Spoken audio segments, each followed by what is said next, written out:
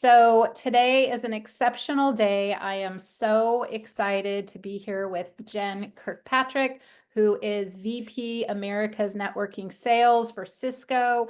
Jen, it was such an honor to meet you at the California Conference for Women, seeing you on the stage. I am so excited for this conversation today. Oh, it was wonderful meeting you, and I'm beyond honored to be here, and thank you for the opportunity.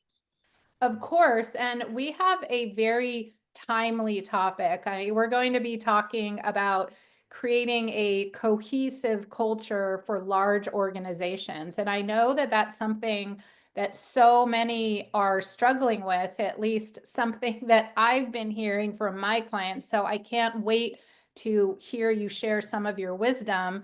But before we get into that, I thought I would ask you a little bit about you. Can you share a little bit about, was there a situation or a person early in your career or early in your life that really inspired you? Oh, there's so many people that inspired me. I think there's a couple of things that if you know that immediately pop out in my mind. The first is my mom, hands down. Um, when I was, what is the saying, knee high to a grasshopper? My mom always said, "You should be president. You could do anything," right? Like there wasn't any uh, uh, pigeonholing me into a certain career or a certain direction in life. It was, what is your passion? Go find it. You can do anything as long as you're happy. That's all I ever want, for your life. So my mom was very forward thinking in the age that she grew up around the opportunities that were available for females, for female leaders, for females in general, right? And so well, she was a teacher and a homemaker and then became a buyer for a large garden store, right? She really just instilled that belief in me at a very early age that the world was my oyster. Go figure out what makes you happy.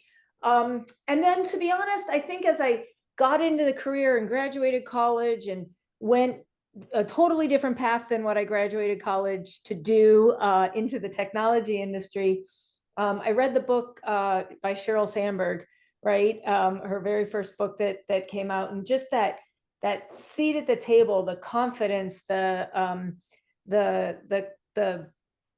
she just had a very profound impact on me. Her books really, really hit home, and it was something that I took to heart and really started to implement in my career. And because it was me, like I was early in career, I was the one not sitting at the table. I was the one finding the in the back corner. I was one of the younger ones in the room, and so the book spoke to me in a way that I didn't think it would when I read it because I'll be honest with you, Sheryl. Like I really, when I read, I want to escape. I want to escape the world. I don't read a lot of self-help books because I lose my train of thought and go into my own world. But I loved those. I loved that one. And then her second book, Option B, had a whole different personal impact on me. After her husband passed, and so I took that one to heart. If Option A doesn't work out, we're going to kick the hell out of Option B, right? Mhm.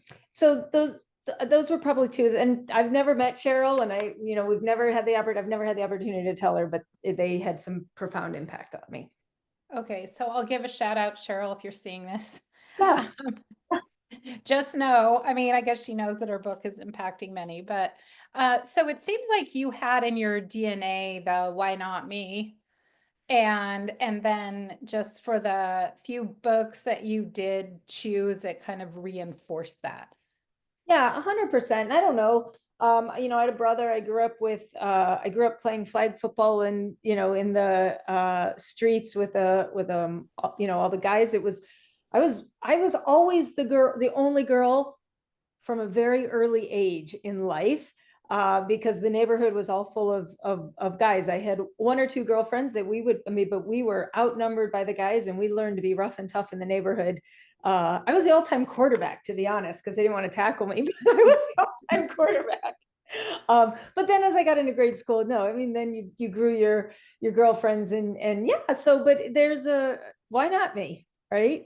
Yeah, I love that. And I think maybe that's the title of your book that you didn't know that you were writing. Okay, cool. Um, but yeah, and so I mean, I think a lot of those, for better or for worse, I will tell you, our early experiences really impact us. And so from an early age, you were probably comfortable around boys, therefore probably comfortable being the only, not to say that it's easy, but it's something that was not unfamiliar to you as you know, rose in the ranks at Cisco and fair guess to be the only in the room. And that kind of leads me to the next question. Of course, you know, I geek out on this area, but what has been the mindset that's allowed you to ascend to, you know, vice president at Cisco and such a large organization that, and I imagine there've been a few twists and turns along the way, or has it been smooth sailing? Oh no. Yeah, I mean the mindset has changed over time, right? The mindset, I think the mindset is right now, the mindset is continuous learning, right? It has to be continuous learning because the age of technology, like I I I probably don't know what just was released in AI yesterday, right? Like just you Mhm. have to be open to not being right all the time Mhm. because someone is always going to know more than you in this industry right now because things are just advancing so fast. But I think that growing up, you know, I worked at a partner organization. I'm not a lifer in Cisco. I've been at Cisco 13 years, but I worked at a partner organization. I worked at a couple of other companies before finding my home here at Cisco. And I do remember, you know, when we talked about why not me, there was a time where I doubted me too, right? Because you know, I graduated college thinking I was going to be a lawyer.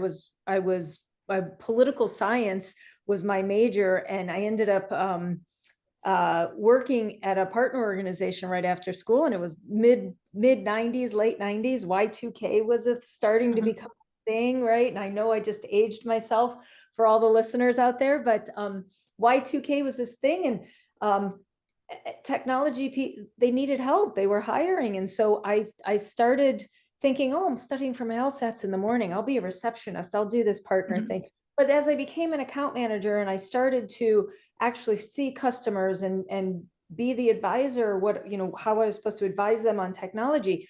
I was the youngest one in the room. Not only was I the youngest one in the room, I was the only female in the room. And so there was a lack of confidence of, oh my gosh, I can't say these things. I can't talk about these things. But what I finally realized, and when I became a global account manager for a very large customer, I remember, I don't know if all people remember this, but I remember the day I found my voice. Like I remember it like it was yesterday. And I walked into this room and I was like, I'm going to sit at the table this time. I'm going to sit right in the table. Now, what's funny, Cheryl, is I walk into a room today and I'm like, where's the middle of the table? Because I want to be right smack dab in the middle of that action, right? But back then, you know, I would sit at the outskirts and I would learn from people and I would listen. And I think there's a space for all of that. And I think that's wise. But at the same time, I remember listening to the conversation in the room, and we were with the CIO and a bunch of experts, and I could see these people just spinning. I could hear it, and they weren't moving forward. They weren't together. So I waited for a break, and I said, "Hey guys, what about this?" And then I explained XYZ, right? Like, and they were all like, "Oh, wow, that actually makes a lot of sense. Yeah, okay." And we immediately moved forward, right? So I remember walking out of there feeling like, yep, I just said that. I did that, right? Like pat myself on the back, but it was this big confidence booster for me. And from that day forward, I remember thinking, oh, should I say that out loud? Yeah, you should say that out Mhm. loud. Your voice is valuable. Your input is valuable, right? Um, and then I mean, from a mindset perspective, you know, I went through a point in time where um, I had to apologize, right? I Mhm. apologized a lot of times saying, hey, you know, I know this is going to be blunt, but I'm just going to say it anyway. So I apologize for being blunt, or I apologize for saying this out loud. But I just, you know, and now I'm at the point where, hey, listen, you know, the mindset shifts over time, right? But you figure out your way through. And so So I don't find myself apologizing for my voice anymore. And I Mhm. do find myself with the confidence, but I think that's a journey that a lot of people take in their careers. And I think it's okay for your mindset to shift over time. Yeah, I love that so much. So if you're listening to this, so what I'm really hearing is that you don't need permission or an invitation to sit at the table or closer to the middle of the table or to speak up at the table. So if this, I mean, and granted your mindset changes over time, but if you're whether you're an emerging leader or, a leader, I always say new level, new devil. So there's always a bigger room, right, for all of us, and a more tense room or a more room that's a little bit more, maybe there's a lot more writing on the conversation. So seems like if you're listening, don't wait for permission or an invitation, and if something is on your heart, don't hold it close, and just go ahead and let it go, and don't apologize. Yeah, don't apologize for sure. It's, it's a learning, but absolutely, because I think apologizing just takes away from the confidence, Yeah. right? Mm-hmm. Sure. Yeah. Say it out And loud, and you start not believing in yourself because you're apologizing. yeah, I always say too that what we actually say is only 7%. I mean, every what people interpret is our tone, our voice, our body language, our gestures. And so sounds like you just had that internal confidence. And so transitioning into a very important topic that I've heard from a lot of clients and teams that's really top of mind, and to be honest, a struggle for many, is really creating a cohesive culture for large organizations. And this isn't just a nice to have. This really boils down to productivity and profitability. So I know this conversation, we could have a 2-day offsite where you could just lead people through it. But in the next couple of minutes, can you give a couple of high level examples of how you really created this in your first year of your role? Yeah, for sure. I think cohesive culture is it's probably like the word cloud, right? Everybody has a different definition of what that actually is, Mhm. right? Um, but when I think of a cohesive culture, I think of a team rowing in the same direction. I think of everybody moving towards the same North Star, of everybody driving towards the same outcome. And maybe the path to get there is individualized and different by person, but we're all going in the same direction, right? And so when I think of cohesive culture, I also think of my experience that I've brought to the table is one of leading a lot of transformations, right? And when you lead a lot of transformations, and those could be behavioral transformations, they could be business transformations, they could be anywhere along that spectrum of where you want to go. You often have to understand where people are coming from. So when you sit down with a large organization, and you think about the cross-functional silos that exist within these organizations, and how do you break down those barriers, and how do you get people to the same um, vision and outcome without impact. You want to get to a win-win for everybody, right? And so it's defining what that win-win is sometimes some part of the hardest part of a cohesive culture is really getting to the point of what's a win-win look like across this entire organization. And so the first thing that has to happen is everybody has to say what their agenda is. Everybody has to say what their point of view is and what their history is. And they have to be aware that their experience and their history and their point of view is defining their mindset in that culture. It's defining how they're approaching the outcome that they want to get to. And it's also, once you kind of define that out loud and share it with everybody, it disarms teams. It really does disarm the team to say, oh, that's where they're coming from. I totally get it now. I understand why they're saying that. I didn't understand before because I was on the defense. I was protecting my world, right? And I was protecting my point of view. And now I understand where they're coming from. It doesn't always work that way, but sometimes really works that way. But I also believe with all of my heart, it starts, it's a top down and it's a bottom up approach. You can't have just one. If someone from the very top says, we will because I said so, doesn't work, right? If the bottom up is sharing best practices and really driving something, but top down's not supporting it, it doesn't go anywhere. So it has to be both from the individual contributors and the bottom up from the leadership down have to meet in the middle for that culture, because it has to be driven. And I really believe that when you have a top down mandate that's not informed by a bottom up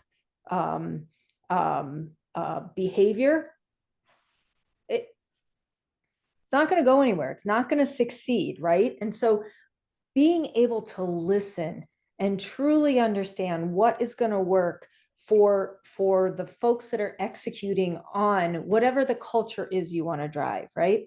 Whatever the project is you're moving forward, whatever that strategy is that you need to execute on, you have to listen. You have to be transparent. You have to be authentic and really open the doors to saying, I have this idea. You tell me why it's not going to work.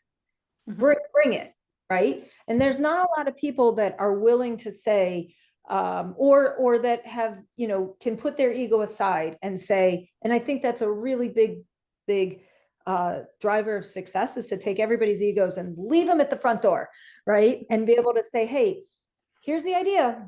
Now let's blow holes in it. Tell us why it's not going to work, right? How do we overcome this obstacle? And so I think, some of those are really important pieces in driving a cohesive culture. Yeah, and so it seems like communication is really at the, if you think about, I mean, obviously creating a cohesive culture, I think of it as a giant oak tree. There's a lot of branches. It's like has a lot going on to it, but the core, or having the solid trunk, it's the communication from the top down and the bottom up. And I love what you were saying, that it really disarms a lot, that understanding and also fostering that you care. I think just the act of listening 100%. and receiving that communicates that you care, and also that seems to inform and disarm a lot of resistance. I love that so much. And so for anyone listening and they're thinking, oh gosh, regardless if the organization is huge like Cisco, or maybe it's a lot smaller, what is a call to action to remember or take inventory of, or to kind of set your sights on, that you can leave everyone with, so that train, that cohesive culture train, can pull out the station a little bit better? Yeah, I think the first thing is, if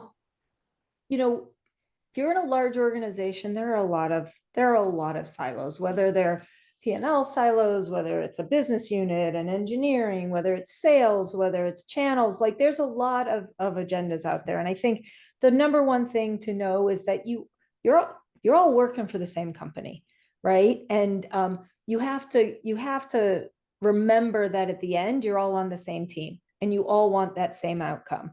That outcome is typically growth or stockholder share or whatever it might be. But like at the very simplistic, granular level, you're all on the same team. And I think that sometimes we lose sight of us all being on the same team. And so if you can just remember that, like, we're on the same team, we're going together. And then the culture of, I mean, you talked about communication. There isn't a way to communicate enough, right? We have all the communication tools in the world, including the phones, the text messaging, the emails, the instant chats, right? Everything in the world. But there is not a way to communicate enough. You can't communicate enough, especially in projects and when you're trying to build cultures. And then I think that the last thing is, you spend a lot of time with your coworkers. a lot of time with your coworkers. We have to have some fun too, right? So building a cohesive culture is not only about moving the project forward and executing on the strategy and really driving to the outcome that you're working to get, but how do you infuse some fun in that so that the teams really enjoy working with each other? Because when you really enjoy being with someone, you look forward to that next meeting. And so that's something that I really try and do with my teams is let's have some fun, right? And let's celebrate the wins. Like we are really good as a human race at pointing out the negative and pointing out the bad and what could we do better, but celebrate the wins because those wins, sometimes they're really hard fought. Sometimes they were easy wins, but let's celebrate the wins because those are part of what makes it fun too, right? Yeah, and sometimes the wins too, I found, are the wins that they aren't the big things. The wins are I've made this incremental progress in this whatever I'm working on, or Absolutely. what have you. And so it seems like communication and fun, and you always hear that, from a sales perspective, people tend to purchase from people that they like. But Mhm. also, I don't know if there's any research on this yet, but there should be. I would imagine that team cohesion, and I look at this too from a sports lens based on my background, but the teams that do the best are the teams that love working together, and that they also do, to your point, they're doing what's best for the team and having fun doing it. So I would imagine that teams and organizations who like each other will be productive and ultimately as profitable as possible. Jen, thank you for sharing your wisdom and the reminder to celebrate the wins, to have fun, and also that there's really not a way to over communicate. Such an important reminder, especially as we're moving quickly through the year and people are very focused on numbers and goals and metrics and all of those very important things. But what you brought up is very important too, and also contributes to the sustainable high performance of organization. So thank you for sharing your wisdom, and I look forward to continuing to watch your amazing journey. Thank you, Cheryl.